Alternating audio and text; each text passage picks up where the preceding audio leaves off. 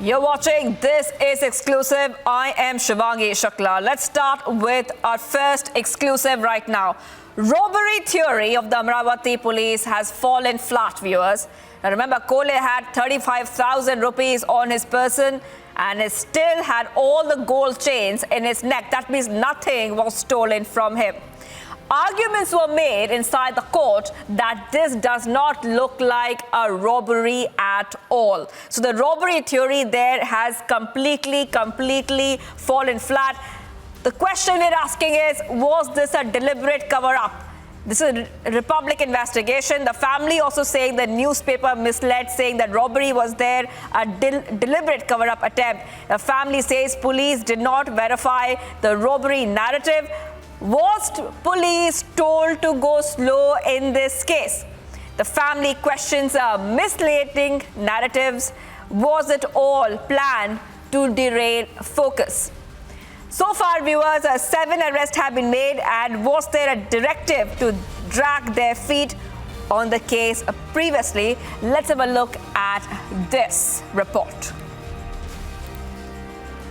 We are now at the place where the CCTV footage is really from, and this is the place where this entire brutal killing of Umesh Kole had taken place, and we are seeing how this exact spot is the place where he had been chased from. This is the lane that he had been followed in. He had in fact been returning from his veterinary hospital, and by that time is when all the accused were on the bike, chasing him, following him, harrowing him to make sure that in one swift move they had murdered Umesh Kole by stabbing him in the neck right in front of his son and his daughter-in-law. Right behind me as well is the place where in fact the murder had taken place as well. And you can see how the chase had gone on between these 6 accused who are now taken into custody, along with the mastermind who has also now been taken into custody from Nagpur. He had been absconding till 24 hours back. And now we are seeing that Imran Khan, in fact, also has been taken into custody. He has been taken into custody from Nagpur. But this is the spot where this entire matter had taken place. And now we are looking at how the local authorities are looking into the entire matter, whether or not there was a connection with the Udaipur killing, whether or not there was a connection with the larger conspiracy at play. But this exactly is the matter of investigation, and the question still remains as to why till 21st of June, till yesterday, the authorities had been saying that this was a robbery gone wrong, and this was something that was not being spoken outside in the public domain, that this incident was a conspiracy to carry out a message, sending out a message when it comes to somebody who was supporting Nupur Sharma. And now technically this is the first case of such a murder taking place in the entire country, right before even Udaipur. Perhaps the question also remains that if there had been something of a public statement made by the authorities, an investigation must have been started if the Udaipur killing could have also been prevented. But as of now, Republic is on the ground getting you all the updates and exclusive inputs when as far as the Amravati killing is concerned and the investigation thereafter. Priyanka is joining me live from Amravati, and she has been tracking the story from ground, getting us all the exclusives. With Priyanka, the big question we're asking right now, was there a cover-up? Because the family is saying, and you have been speaking to the family members as well, the police did not verify the robbery narrative. So the question basically is, at this point of time, was the police asked to go slow in this gruesome killing? Priyanka, what are you picking up? Well, Shivangi, let's put this into perspective for our viewers from the very beginning, because the family members had been claiming that the police had told them not to speak about this. But that being said, we are now talking about legitimate arguments that have been made inside of the courtroom while seeking remand for the mastermind Irfan Sheikh. And in that, we have seen the inside of the courtroom, and of course, this entire matter is being treated as a very sensitive one. So not a lot of details from inside the court are also being allowed to go out as well, because we were standing out and we were trying to get in the word as to what's really happening inside the court.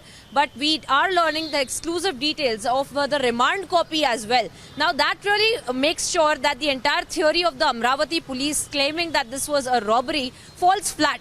Because we had now earlier seen that the police officials off record had been talking to the local media and said that this is an incident of robbery. But now in the court and in the remand copy as well, it has been clearly said that Umesh Kole had been found with at least 35,000 rupees cash in his pocket. And secondly, he had 3 to 4 gold chains in his neck.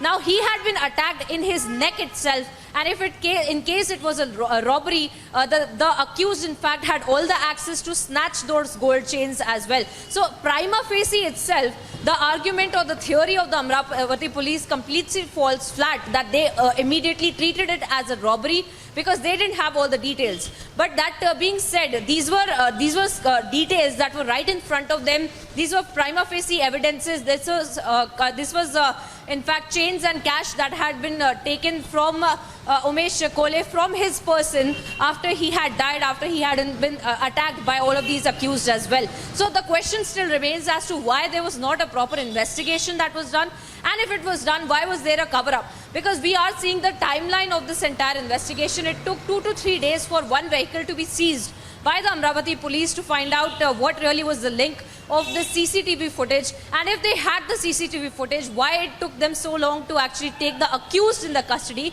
when they already had seized the vehicle. So these are questions and loopholes in the entire investigation that we are trying to get to the bottom of.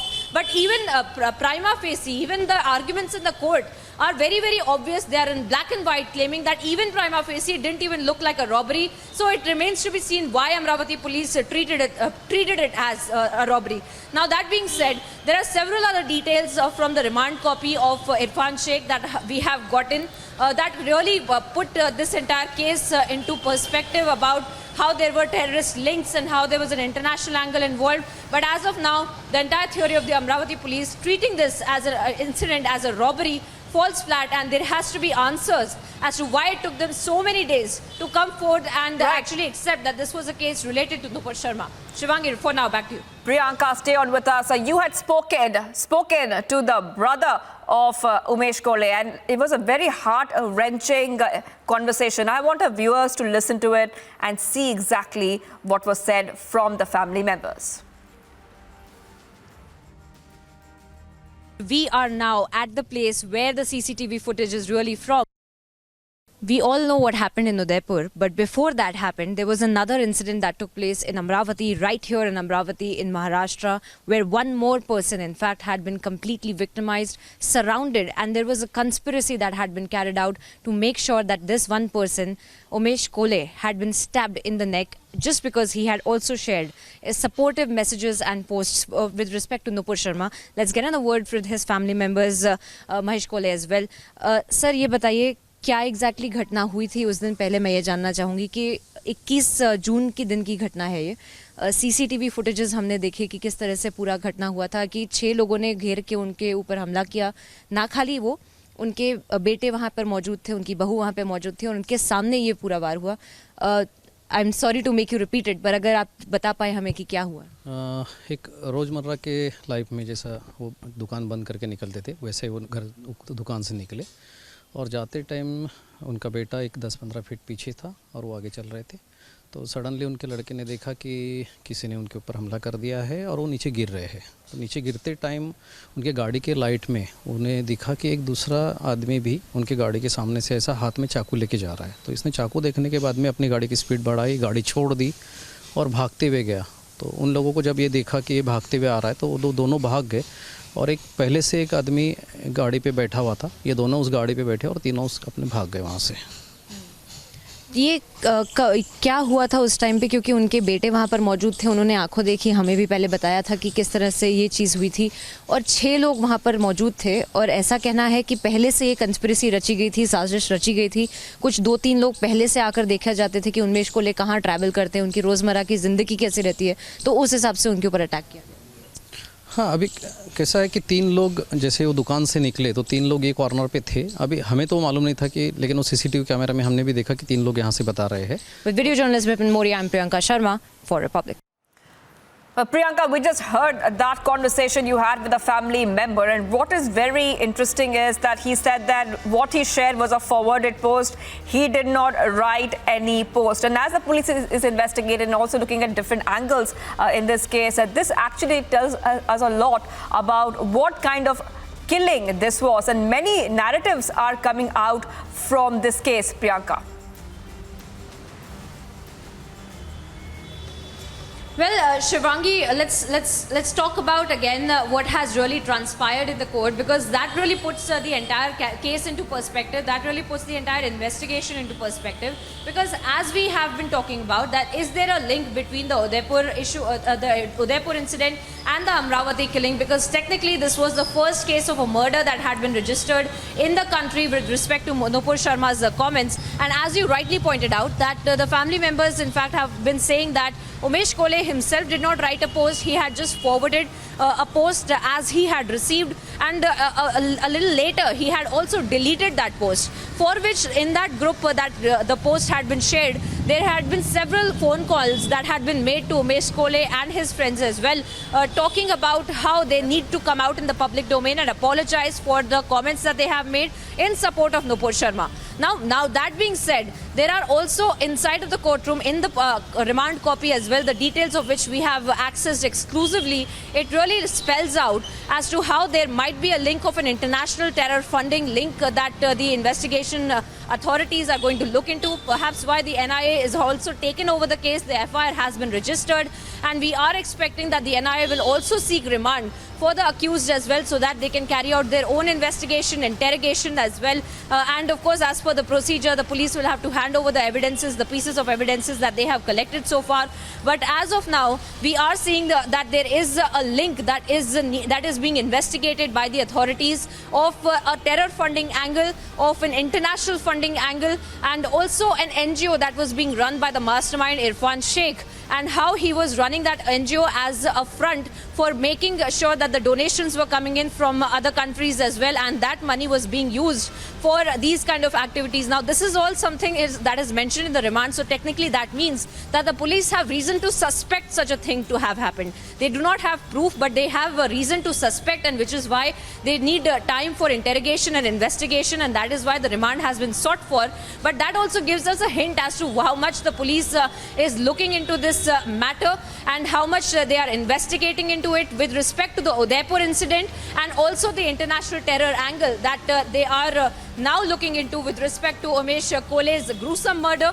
And there are also eyewitnesses that have said that these people had been carrying out recce at Umesh Kole's house, at his shop, at his hospital. So all of these places, they had been following him for the past 4 to 6 days. So Irfan Sheikh, the key conspirator, had in fact been recruiting these other 6 accused. Now, that being said, very quickly, one last point I would like to make is that the entire robbery angle has also fallen flat, because of the reason that if the people had in fact attacked the neck of Umesh Kole, then they had access to snatch those gold chains as well. So that is why that has been mentioned in these documentation as well, and that is why the authorities are looking into the matter as to why it was even talked about as a robbery in the first place. So that also gives us an inclination as to how there might have been a cover-up with respect to the local police, and now the NIA is going to be investigating this into further.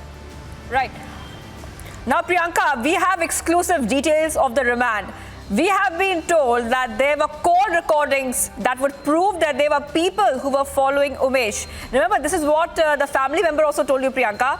The WhatsApp conversations of the accused is also under the scanner. So when it comes to the investigation, how will the WhatsApp conversation play a role in nailing the case?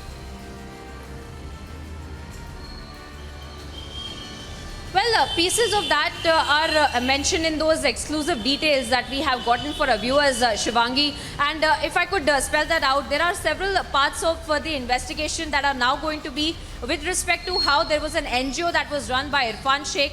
And under the garb of that NGO, there was money being taken from foreign countries as well. So the bank details of all of the accused have been asked for so that they can go through that, scrutinize that, and understand where this money had been coming from, and whether or not this was the first time that such an incident had taken place where money was being used at the front of an NGO, and that money was being used for carrying out these kind of activities. Apart from that, another interesting observation by the authorities is also that this is not something that was done to make sure that it was only Umesh Kole who paid the price, but they also wanted to send a message across because they knew the entire daily routine of Umesh Kole, and they knew that his son and his daughter were just 100 meters behind Umesh Kole when they attacked Kole as well in the on the 21st of June. So this was something that was done to send out a message. Apart from that, there are mostly WhatsApp conversations, social media posts that the authorities are now going to be looking into how the accused had, after the entire incident had taken place, there were messages being sent on WhatsApp groups about how the entire revenge for this kind of a Nupur Sharma support has been taken. So that angle is also now being investigated. But as of now, these are the exclusive details that we have gotten for our viewers from the with respect to the investigation that will be carried out by the authorities. All right, Priyanka, thank you for getting us all those details. And we have all these exclusive details. We have been breaking the story the entire day. And Priyanka is on ground getting us the freshest updates. Thank you, Priyanka. Now, the Rajasthan ATS has arrested Abdul Razak, Riyasat Hussain, Wasim Atari and Akhtar Raza from Udaipur. These people have revealed that Riyasat Hussain and Abdul Razak had made arrangements to send ghaus to Pakistan. Along with these people, 30 other people have come to Udaipur after taking training from Pakistan. The ATS is questioning these people at Ghaus Masjid in Udaipur as well in the Kanjipur area. Joining me is Harsha. Harsha, this is a story we have been tracking, and it's a very gruesome murder. We also are investigating, the agencies are investigating the link between the Udaipur and the Amravati killing. Now, when it comes to these exclusive details, number one, the question we're asking is there a larger Pakistan link, and were the accused trained in Pakistan? The Rajasthan ATS has arrested a couple of people. As of now, these mega arrests are pointing to a certain narrative right now. Take us through exactly what have they found out. The Republic has been tracking this story since day one, since the incident in Udaipur occurred, and there are several agencies which have been working to track the details of the accused, and not only accused, the people who were involved in the Udaipur incident. And now the new 4 arrests have been made by Rajasthan ATS, because along with ATS, NIA and STF are also working simultaneously to know the more details of the investigation, because there are many people involved. And now the 4 people who have been arrested, it has come to know that Abdul and Riyasat, these were the 2 masterminds who had sent Ghaus Muhammad, who was arrested by STF the day the incident happened, and Ghaus was sent to Pakistan. And not only Ghaus, along with Ghaus, 30 more people were sent to Pakistan for a proper training. The Republic firstly broke this news that Ghaus and Riyaz both were sent to Pakistan and had a proper training of weapon, and a thorough training for more than 2 years was done there. And then the planning for Udaipur was entirely done. Now, after the arrest of these 4 people, it has come to notice that the masjid in which Ghaus used to work, that masjid is in Kajipir area of Udaipur, where we have been around that area. We have been talking to several people involved in that area about Ghaus' shop, the way he used to work, the way the chit fund, the money through chit fund used to come. And now this Pakistan link clearly says that there were international minds which were involved in Udaipur incident. Along with Rajasthan ATS, ATS will share all these details with NIA too. So this is a big scoop which is coming in on Udaipur. Yes. All right, Harsha, thank you for getting us all those details. So, a Pakistan link there being investigated in the Udaipur beheading. Now, there has been massive anger, viewers, over the Udaipur beheading. Hundreds took to the streets in Jaipur to protest against the Gehlot government over the law and order situation. And this is the complete report for you. आप इस बात से अंदाजा लगा सकते हैं कि सामने जो सड़क है, खुली सड़क है, ये लगातार भरती हुई नजर आ रही है और लोगों का आना जाना है वो चारों तरफ से लगातार बना हुआ है। लोग रुकने का नाम नहीं ले रहे हैं। देश के अलग अलग प्रांतों से, अलग अलग राज्यों से लगातार लोग यहाँ पर आ रहे हैं। देख सकते हैं तमाम तरीके से तस्वीरें हम आपको दिखा रहे हैं कि किस तरीके से हाथ में भगवा झंडा लेकर के, हाथ में तिरंगा झंडा लेकर के, कई तरीके के पोस्टर हाथ में लेकर के, जिस पर लिखा है स्लीपर सेल गिरफ्तार हो। इसी के साथ लिखा है मदरसे बंद हो। देखिए किस तरीके से लोग बैठे हैं। आइए इनसे बात करने की कोशिश करते हुए जानते हैं। सर, ये बताइए कि किस बात को लेकर प्रदर्शन और क्या मांगे? ये कन्हैया लाल की जो उदयपुर में नृशंस हत्या की गई है, उसके विरोध में संपूर्ण हिंदू समाज ने हुंकार भरी है कि इस प्रकार की आतंकी कार्रवाई बर्दाश्त नहीं की जाएगी। और अगर इस प्रकार से प्रशासन ने मुस्लिम समाज का साथ दिया और ऐसे दुर्दांत हत्यारों को शीघ्र से शीघ्र फांसी देने की मांग करने के लिए हम सब यहाँ इकट्ठे हुए हैं। अमरावती में भी ऐसी ही घटना देखने को मिली। ये बताइए भाई साहब कि कन्हैयालाल की मौत हुई, उसके बाद अमरावती में भी उसी पैटर्न पर मौत हुई। लगातार देश में ऐसे हिंदुओं को टारगेट किया जा रहा है, क्या कहना चाहिए? जिस तरीके से हिंदुओं को टारगेट किया जा रहा है ये बहुत ही गलत है और इसका मैं पूरा विरोध करता हूँ। हिंदू समाज भी पूरा विरोध करता है। यहाँ पर जो है पीछे बैरिकेडिंग कर दी गई है राजस्थान पुलिस की तरफ से और सुरक्षा के चौकस इंतजाम जो भी हैं वो भी कर दिए गए हैं। यहाँ पर फायर ब्रिगेड की गाड़ी, एम्बुलेंस, पुलिस की अग्निशामक गाड़ी, ऐसी तमाम जो गाड़ियां हैं वो यहाँ पर मौजूद हैं। और बैरिकेडिंग के अगर उस तरफ की तस्वीरें दिखाने की कोशिश करूं तो देखिए वो स्टैचू सर्कल है और वहां पर जो है लगभग हजारों की तादाद में भीड़ अभी जमा हो गई है और ये भीड़ कम होने का नाम ही नहीं ले रही है। भीड़ लगातार बढ़ती हुई नजर आ रही है और पुलिस जो है वो चौकस होते हुए नजर आ रही है। देखिए वहां पर जो है कन्हैया लाल की हत्या के बाद जो है प्रदर्शन रखा गया है। लोगों की मांग है कि कन्हैया लाल के कातिलों को फांसी की सजा दी जाए।